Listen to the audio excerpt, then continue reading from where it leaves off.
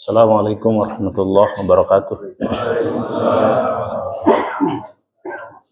Alhamdulillah, nahmaduhu wa nasta'inuhu wa nastaghfiruh wa na'udzu billahi min syururi anfusina wa min sayyiati a'malina. Asyhadu an la ilaha illallah wa asyhadu anna Muhammadan abduhu wa rasuluh. Allahumma iftah alaina futuhal arifin bi rahmatika ya arhamar rahimin. Allahumma shalli ala sayyidina Muhammad wa ala ali sayyidina Muhammad. Rabbana zidna ilman warzuqna fahman. Subhanaka la ilma lana illa ma 'allamtana innaka antal alimul hakim. Bapak-bapak hadirin jamaah rahimakumullah. Alhamdulillah, segala puja dan puji tentunya hanyalah milik Allah Subhanahu wa taala. Zat yang telah memberikan kehidupan kepada kita, kenikmatan yang luar biasa sampai dengan detik ini. Di puasa yang kurang lebih tinggal menghitung beberapa hari lagi kepada Hari Raya Idul Fitri. Tentunya mudah-mudahan semua amal ibadah yang telah kita lakukan sampai dengan hari ini, dari awal puasa, ibadah saum kita, ibadah taraweh kita, ibadah rawatib kita, ibadah yang wajib kita salat, dan kemudian yang lain barangkali ada salat tahajudnya, salat isyraqnya, kemudian salat duhanya, dan semua amal ibadah kita tanpa terkecuali, termasuk juga dengan sedekahnya, mudah-mudahan diterima oleh Allah Subhanahu wa taala dan tentunya menjadi alasan wasilah mendapatkan magfirah dari Allah Subhanahu wa taala. Salawat dan salam tentunya tak lupa semoga selalu tercurah limpahkan sampai dengan akhir zaman kepada baginda Nabi besar Muhammad sallallahu alaihi wasallam, kepada keluarga, para sahabat, para tabi'in, tabi'in dan seluruh umat yang mengikuti ajarannya, dan mudah-mudahan kita juga termasuk dalam kategori umat yang senantiasa istiqomah di dalam menjalankan syariat dan ajarannya. Amin ya rabbal alamin. Bapak-bapak jamaah rahimakumullah, rupanya kita sudah masuk kepada pembahasan bab ketiga. Jadi bab pertama adalah adab sesama muslim, yang kedua adalah birrul walidain, yang ketiga, bab ketiga dalam Kitabul Jami adalah tentang bab zuhud dan wara'. Apa itu zuhud, apa itu wara'? Sebentar lagi kita akan membahas. Coba kita lihat pengertian menurut ulama ya. Zuhdu itu bermakna, ini menurut pendapat ulama, contoh misalkan seperti Ibnu Taimiyah mengatakan Az-zuhdu adalah tarku ma la yanfa'u. Ini penjelasan Ibnu Taimiyah, tarku ma la yanfa'u, tarku ma la yanfa'u fil akhirah. Nah itu. Ini menurut penjelasan siapa? Ibnu Taimiyah. Kata Ibnu Taimiyah, az-zuhdu itu adalah tarku ma la yanfa'u fil akhirah. Tarku itu meninggalkan, ma itu sesuatu, la yang tidak, yanfa'u bermanfaat, fil akhirah untuk akhirat. Jadi meninggalkan sesuatu perkara yang tidak bermanfaat untuk akhirat. Jadi kalau kita melaksanakan sesuatu, ditanya dulu, ini ada manfaatnya nggak buat akhirat kita? Kalau tidak ada, tinggalkan. Ngobrol, mungkin sekali dua kali bermanfaat karena menyambung silaturahmi. Tapi pamit tiap wengi ngobrol deui terasa gitu. Begadang tiap wengi. Maka harus ditanyakan, tarku malayan fa'u fil akhirah. Ini manfaat enggak buat akhirat kita? Kalau tidak ada, tinggalkan. Kami seperti tos grup gitu. Pamit manfaat ditinggalkan. Masuk grup itu. Jadi yang fa'u ini Pak, meskipun kategorinya mubah halal boleh, ini bukan perkara haram loh Pak. Dalam perkara halal, kalau tidak bermanfaat tinggalkan, gitu. Meser mobil seur umpama, mobil seur ya. Entos misalkan hiji, hayang meser deh, ya taruh nu kadua, manfaat nggak ini? Apa manfaatnya buat kita? Padahal satu sudah cukup. Kalau hanya untuk mengkolektor itu jadi kolektor, itu harus dipertanyakan manfaatnya apa itu buat kita, buat akhirat kita ada nggak? Kalau tidak ada, berarti kategorinya tidak zuhud, berbahaya itu bagi iman. Kenapa? Nah itu dia, senang itu bisa jadi berbahaya kalau tidak dibarengi dengan iman. Karena kesenangan kita itu nanti disebutkan dalam Al-Quran. Ujian kita itu salah satunya adalah kesenangan terhadap sesuatu. Jangan disangka kata Allah apa yang kamu senangi itu baik bagimu. Dan kamu juga jangan menyangka sesuatu yang menurut kamu tidak baik, tidak senang, ternyata baik bagimu kata Allah. Jadi jangan menyangka bahwa sesuatu yang baik menurut kita, baik ternyata, belum tentu. Termasuk juga kesenangan. Kesenangan itu bisa memperbanyak dosa. Sama seperti Fir'aun. Fir'aun berasumsi kesenangan yang dia dapatkan dari kekayaan dia dengan korun itu adalah baik bagi dia, maka dia mempertahankan sekuat tenaga sampai akhir hayat kan. Tapi kemudian apa kata Allah? Enggak. Itu justru melalaikan kalian dari akhirat. Nanti kita bahas lebih lanjut. Ini az-zuhdu dalam pengertian Ibnu Taimiyah, tarku ma la yanfa'u fil akhirah adalah meninggalkan sesuatu yang tidak bermanfaat untuk akhirat. Lanjut. Definisi menurut Imam Ahmad bin Hanbal contohnya az-zuhdu fid dunya qisarul amal. Zuhud dalam perkara dunia itu adalah pendeknya angan-angan. Sebelumnya kita sudah pernah bahas ya Pak, pendek angan-angan dan panjang angan-angan kalau Bapak ingat di malam Rabu. Apa maknanya? Yaitu ke dunia itu tidak terlalu berharap. Jadi tidak terlalu berharap ke dunia. Yang kemudian nanti diharapkan adalah ridhonya Allah Subhanahu wa taala. Kemudian Ibnu Taimiyah tadi sudah jelaskan ya. Kemudian Ibnu Abdul Qayyim menjelaskan zuhud itu adalah perjalanan hati dari negeri dunia menuju negeri akhirat. Apa maknanya ini Pak? Yang tadinya orientasi dunia berubah ke orientasi akhirat. Pak Andar icalan gas, Pak Dudung icalan kopi, kan? Pami ditinggalin secara kasat mata, nya icalan kenging artos, kenging untung. Secara dohiriyah itu duniawi. Tapi ketika diniatkan, ya Allah, saya berniat usaha untuk bisa tenang ibadah, kemudian bisa mencari, menafkahi anak istri. Sudah termasuk kategori ibadah itu. Jadi yang tadinya terlihat lahiriahnya duniawi, kemudian berubah menjadi ukhrawi. Nah, itu disebut dengan zuhud. Jadi yang dimaksud dengan zuhud tidak meninggalkan perkara dunia. Hanya nih kata ulama az-zuhdu itu bermakna secara bahasa adalah tidak tertarik. Makna satu. Yang kedua adalah menganggap kecil. Nah, menganggap kecil perkara dunia itu menganggap kecil. Apa yang menyebabkan iman kita berantakan, ibadah kita berantakan? Karena ketertarikan kita berlebih, menganggapnya kemudian menjadi besar. Itu yang jadi masalah, Pak. Makanya nanti kita bahas, ada oleh ulama-ulama kita menyebutkan ada nanti orang-orang yang menghamba terhadap dunia. Seperti apa nanti kita bahas. Berikutnya, apa dalil Al-Quran tentang zuhud ini? Zuhud itu Pak diambil dari kata juga az-zuhdu itu seperti pada saat Nabi Yusuf mau dijual oleh kakak-kakaknya. Karena kondisi Nabi Yusuf masih kecil Pak.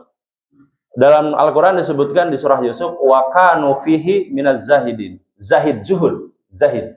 Zahid itu wa kanu fihi minaz zahidin. Ini anak ini dalam kondisi yang belum tertarik lah gitu, orang mau beli juga Pak. Jadi budak itu kan dulu diperjualbelikan ya.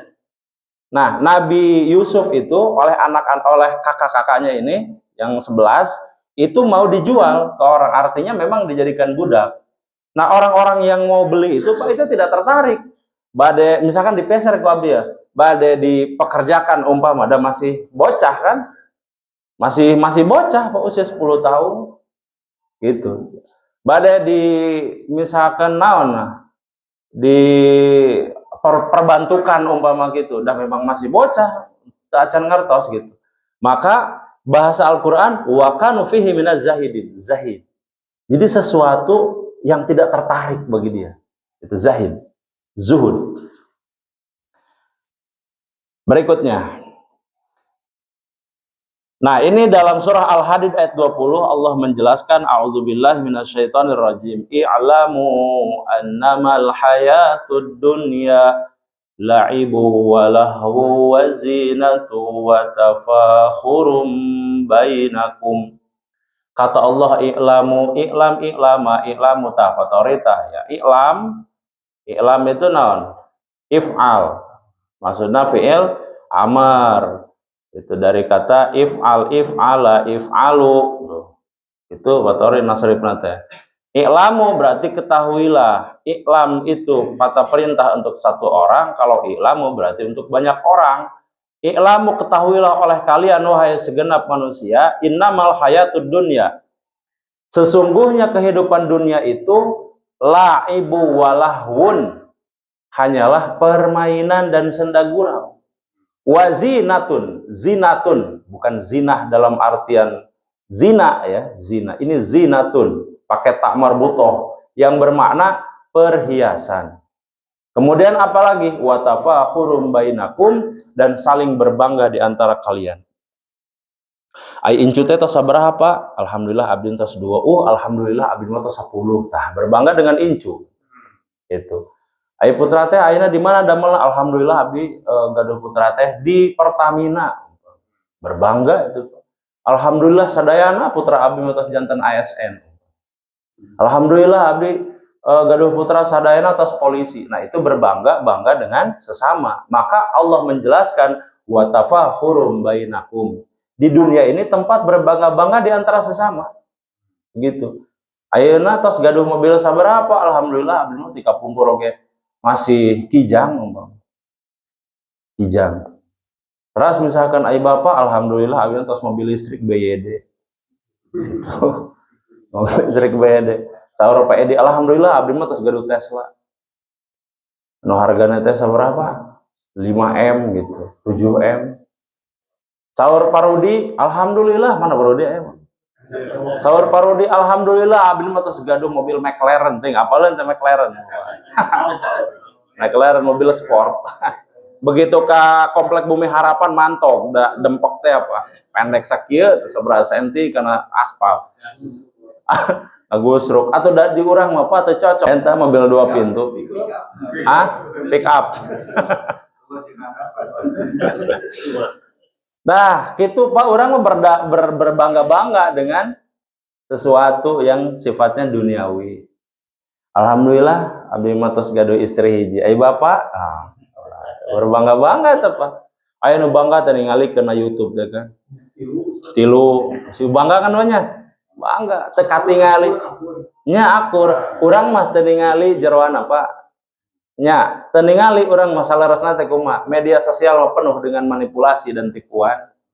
Angger di pangkereuna kumaha teuing, wallahu alam.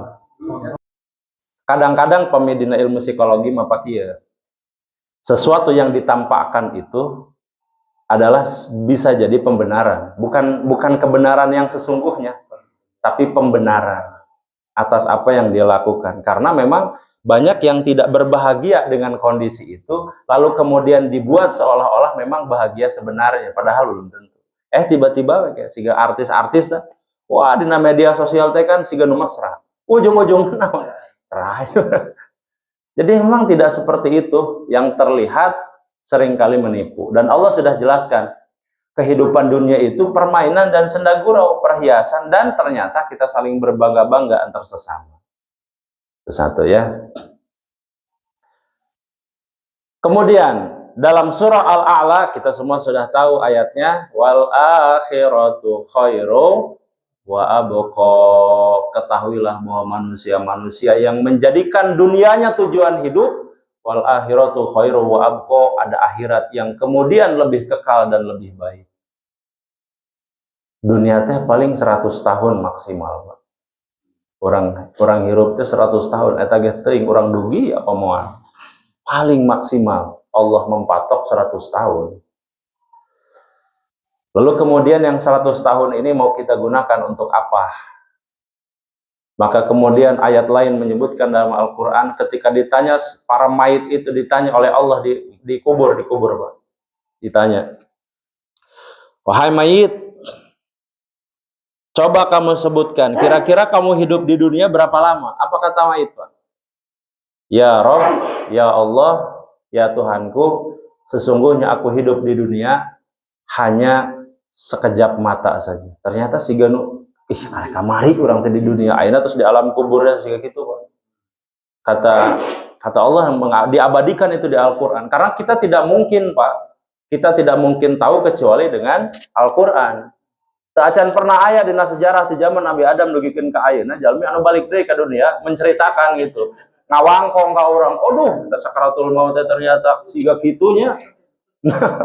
Di alam kubur teh siga kitu, umpama teu aya. Satu-satunya cara untuk kita mengetahui adalah Allah menceritakan itu dalam Al-Qur'an yang pasti benarnya. Nabi juga menjelaskan demikian. Sehingga sesuatu yang harus kita pahami adalah berarti orang-orang yang berada di alam kubur itu, mereka semua mengatakan bahwa tidaklah saya hidup di dunia kecuali hanya sebentar saja. Sebentar saja, Pak. Padahal itu 100 tahun. Saking sebentarnya. Begitu. Maka kemudian kata ulama, dalam ketaatan kita itu perlu kesabaran. Makanya ada taat dalam sabar, kemudian sabar dalam taat, dan sabar dalam maksiat. Sabar dalam taat adalah melaksanakan ketaatan dengan penuh kesabaran, dan sabar dalam maksiat adalah tidak melakukan maksiat karena kita takut kepada dosa yang barangkali sudah semakin banyak.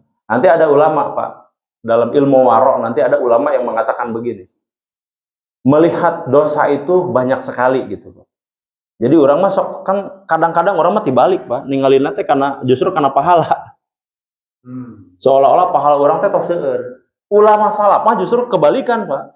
Ningali dosa anu seperti kata ulama nanti bisa jelaskan keterangannya seperti melihat gunung yang mau menimpa dirinya gitu. Siga ningali dosa teh siga kitu, Pak. Bahkan kalimat seperti ini baik misalkan. Diajak misalkan subhat gitu, makan perkara yang haram. Terus dia mengatakan, "Dah saya mah sudah terlalu banyak dosa lah, nggak mau." Gitu. Itu bagus, Pak, itu ilmu waro itu. Abi mah alim lah, abi mah tos dosa ya. Moal gitu. Nah, itu bagus, Pak. Memang dalam akidah, dalam iman. Namanya waro nanti. Gitu ya. Bagus. Jadi melakukan sesuatu ingat dosa sehingga tidak jadi. Karena merasa diri sudah terlalu banyak dosa. Nah, imah tibalik kurang kadang-kadang, Pak. Kamari tadi kan orang tos sholat. Menang meureun aya saeutik mah. Kan masih kena pahala. Teuing diterima panteuna padahal tadi teh, Pak. Kadang-kadang orang begitu, menganggap pahala kita sudah banyak sehingga melakukan perkara maksiat itu seperti biasa jadinya. Ningali teh masih kena gaduh cadangan, Pak. Gaduh cadangan pahala, ternyata itu bisa lenyap seketika. Ya usahana kuat pisan ya, antara untung dan rugi itu ya gitu. Ya kan kecuali orang ningali, Pak, bahwa amal ibadah orang teh terus ditampi gitu. Katingali Allah misalkan mengkonfirmasi, Nurudin, ibadah kamu yang ini diterima ya. Nambahan orang aman kan. Oh berarti maksiat ya masih aman sih kan ya. Orang itu apal orang, teuing ibadah nu mana ditampi, bawa mantu sadayana. Kenapa Nabi Muhammad SAW lantas kemudian memilih zuhud? Padahal beliau adalah seorang yang kaya raya. Kata Nabi Muhammad SAW dalam hadis Ibnu Majah, izhad fi dunya yuhibbakallah, wazhad fi ma'indan nasi yuhibbakan nas. Kata Nabi, kenapa zuhud kepada Allah itu jauh lebih baik? Pada saat kamu berzuhud kepada Allah, maka dunia akan mencintaimu. Taima sakurang mah kieu sok dibahasakeun teh. Fokus kepada akhirat, dunia mendekatnya. Nah, iya hadis aslinya teh kitu, Pak. Zuhudlah terhadap dunia, maka Allah akan mencintaimu. Aslinya teh kitu redaksina. Urang mah di bahasa urangkeun nya. Fokus ke akhirat, dunia mendekat. Nah, ijhad fi dunya yuhibbakallah. Kalimatnya begitu aslinya. Kemudian pernah satu waktu, Pak, ini cerita dari Sayyidati Aisyah binti Abu Bakar radhiyallahu anha. Beliau menceritakan kehidupan Nabi. Ini menceritakan kehidupan Nabi tentang zuhudnya Nabi. Ma syabi'a alu Muhammadin min khubzin. Khubzin itu roti. Asy-syairi yaumaini mutataliyaini. Keluarga Nabi Muhammad SAW itu tidak pernah kenyang roti gandum 2 hari berturut-turut. Berarti Nabi itu makan secukupnya, asal masuk aja, asal tidak lapar. Ai urang mah asal sadayana, asal ai can pinu mah hayu kan urang mah nya. Nabi mah Pak hanya secukupnya makan roti gandum dan tidak pernah kenyang. Tidak pernah kenyang. Berarti asal masuk aja, asal untuk ibadah saja. Ayo orang Pak, ka ampera paminta 2 bakul namanya. Pak, 2 bakul 2 bakul. Ningali si nanti si lauk nanti tos aya ayam bakar, tos aya pepes emas kan, macam-macam. Nyaritakeun abdi eta mah Pak.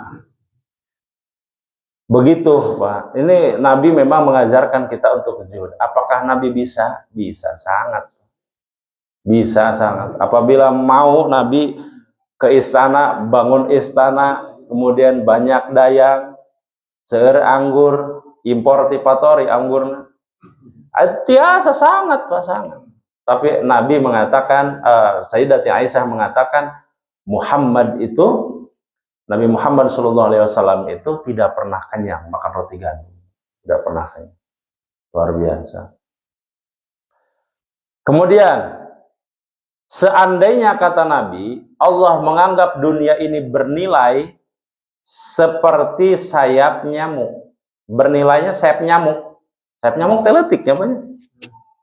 Maka orang kafir tidak akan diberi seteguk air pun. Berarti Allah menganggap dunia ini tidak ada harganya sama sekali di mata Allah enggak. Makanya kenapa nanti dalam Al-Quran, dalam ayat yang lain disebutkan Allah tidak memandang fisik seseorang, Allah tidak memandang kekayaan seseorang, yang Allah pandang adalah ketakwaan dan keimanannya saja. Karena Allah lebih mengedepankan itu daripada dunia dan seisinya. Bagi Allah tidak bernilai. Tah dugikeun ka dieu Pak masalah zuhud. Kumaha aman Pak? Pada saat kita meninggal perkara dunia itu, ada nggak sangkut paut yang masih melekat di diri kita? Umpama kita meninggalkan 10 hari terakhir itu meninggalkan anak istri. Aman makan minum nggak? Aman nggak pakaiannya? Kemudian sandang pangan papannya itu aman nggak? Aya pikeun bayar listrik nate, aya pikeun makan nate, aya pikeun meser cai nate, aya bayaran nu sanesna. Pami dikantunkan sadayana, maka termasuk dalam kategori dosa. Ibadah haji itu pastikan di rumah juga hidup gitu. Entong begitu misalkan urang mah berangkat, aya di bumi kadieu-kaditu umpama milarian beas itu aya ripuh nu aya umpama. Dosa Pak, nggak boleh itu. Maka hukum naik hajinya menjadi tidak boleh. Lebih baik untuk anak istri, itu lebih utama di situ Pak. Jadi pahala haji dengan pahala menafkahi anak istri, ya lebih baik yang ini. Jangan berangkat atuh. Gitu. Jadi berangkat ini manisatona ilaihi sabila itu maksudnya bekal buat kesananya ada, bekal yang buat di rumah ada gitu. Sama-sama begitu. Nah, berarti itu perkara wajib tuh Pak. Iya mah ukur 10 terakhir bulan Ramadan. Hukumnya juga sunnah, bukan wajib-wajib amat. Kadang-kadang itu pelarian Pak, pelarian. Bosen di imah mending ke masjid deh umpama, padahal ternyata pelarian. Di imah mau umpama ribut we umpama kan, sareng anak teh minta jajan we umpama, aduh gawe henteu urang umpama. Itu. Pak, fenomena memang. Tapi ini nanti kita bahas. Ternyata ada gulu dalam agama. Gulu Pak. Gulu itu adalah sifat juhud dan warok yang berlebihan. Ada Pak bahasan itu dalam ilmu adab. Ada orang Pak yang berasumsi bahwa ketika dia sudah melaksanakan apa yang dikerjakan, lantas kemudian keduniawinya ditinggalkan, itu termasuk dalam kategori gulu. Al-gulu.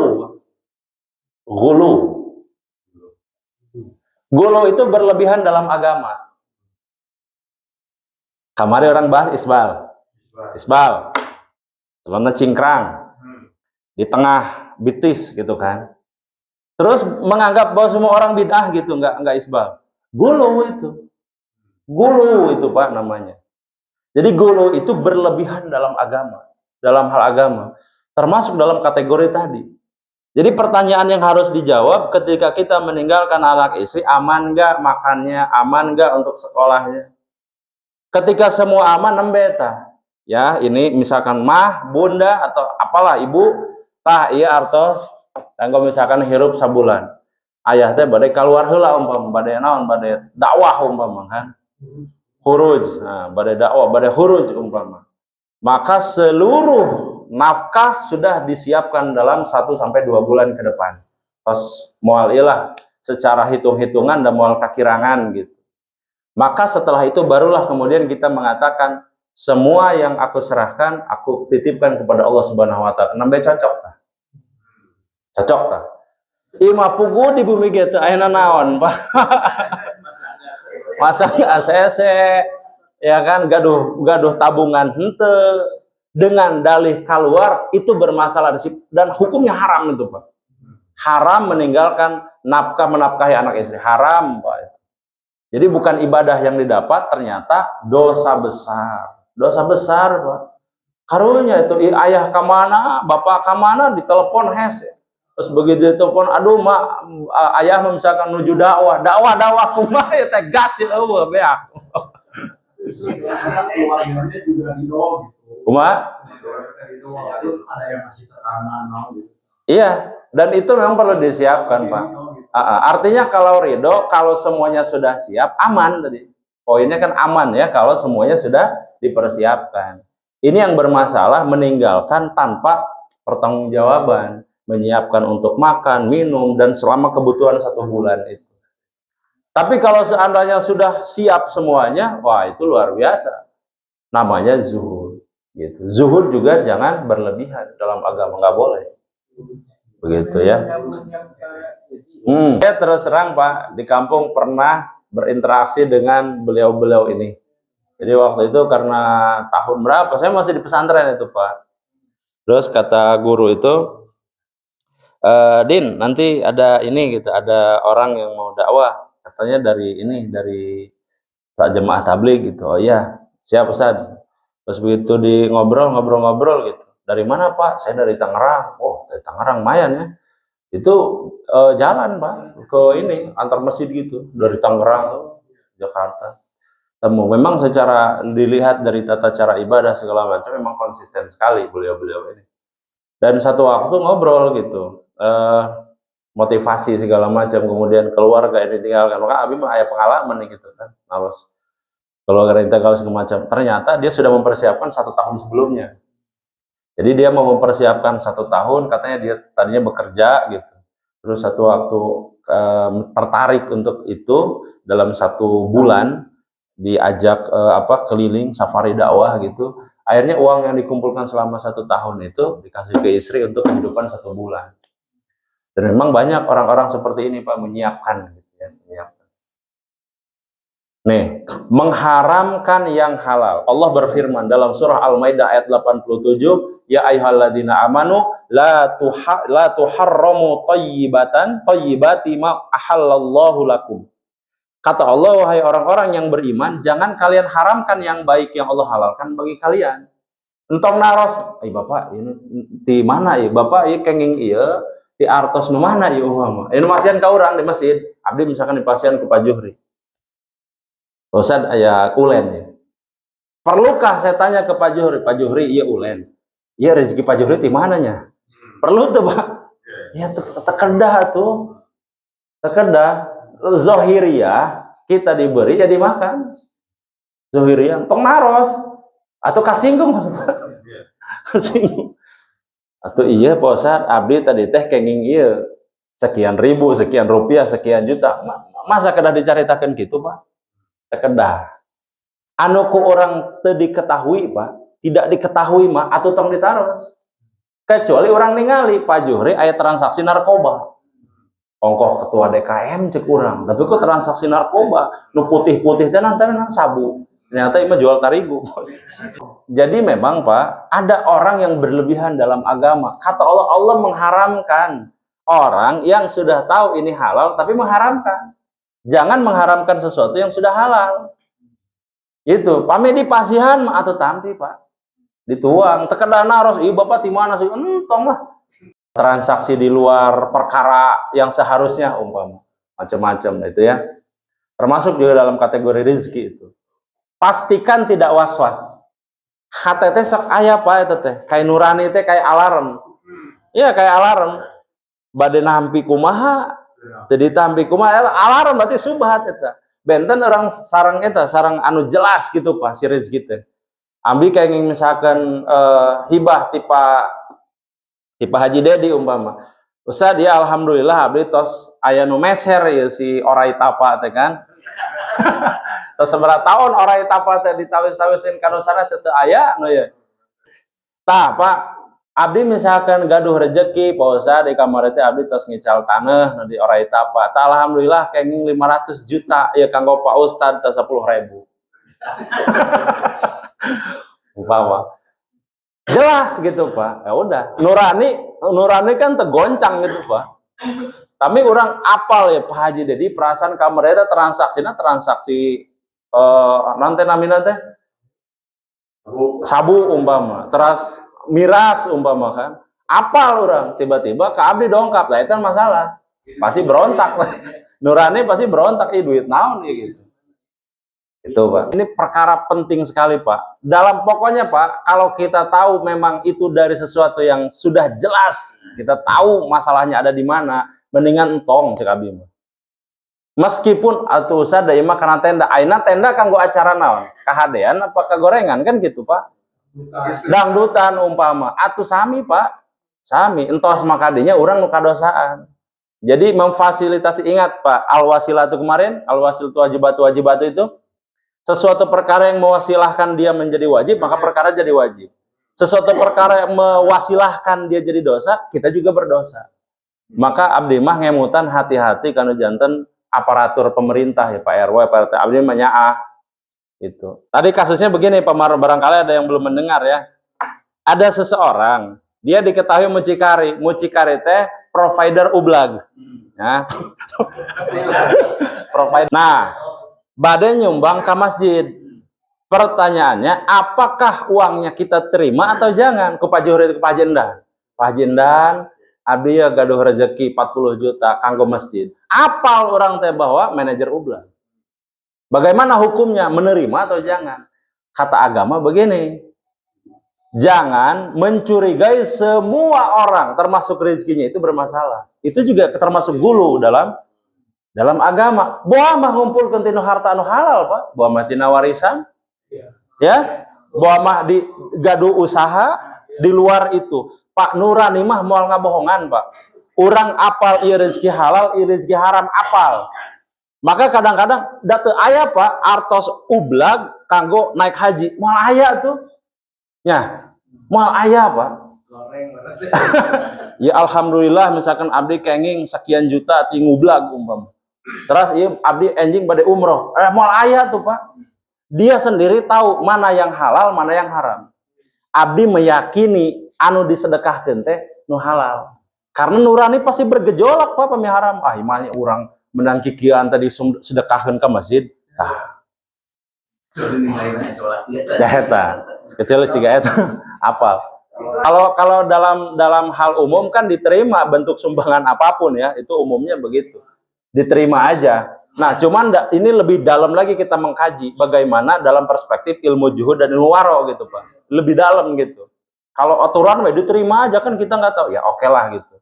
Nah, ini dalam perspektif iman yang kita membahas tentang juhud dan waro. Apakah kita menerima saja yang jelas-jelas kita tahu profesinya atau tidak? Jawabannya kalau dari ini, Kitabul Al-Jami ini diterima saja. Jangan berprasangka rezeki orang itu haram semua. Begitu. Jangan Pak, itu justru gulu. Gulu itu. Bagaimana kalau kita sudah tahu jelas-jelas bahwa ini adalah dari situ? Maka ada kaidah yang menyatakan tidak menjadi halal sesuatu yang haram karena sedekah. Nggak bisa. Kalau betul-betul tahu itu uangnya dari sana sumbernya, nggak bisa. Jadi sepertos ku abi masuk diceritakeun teh, siga orang berwudu ku air kencing. Air kencingnya sudah najis, Pak. Kita berwudu sesuatu yang baik, tidak menjadi sah hanya karena air kencing melimpah kemudian dipakai wudu, nggak bisa. Kesananya wudunya tidak sah, kemudian sholatnya apalagi. Kesananya ibadah-ibadah yang lain, megang Quran, baca Quran jadi dosa tuh kemana-mana. Demikian juga. Jadi kalau kita betul-betul tahu sumber rezeki ini dari mana, sebaiknya jangan. Itu yang dikatakan oleh agama, hindari perkara yang subhat. Subhat saja tidak boleh, apalagi ini yang jelas-jelas haram. Profesi. Begitu. Kecuali Pak, kecuali diikrarkan, Ustadz, ini mah memang saya nih profesinya sebagai ublan. Tetapi wallahi, dia bersumpah, wallahi rizki yang saya sedekahkan ini halal.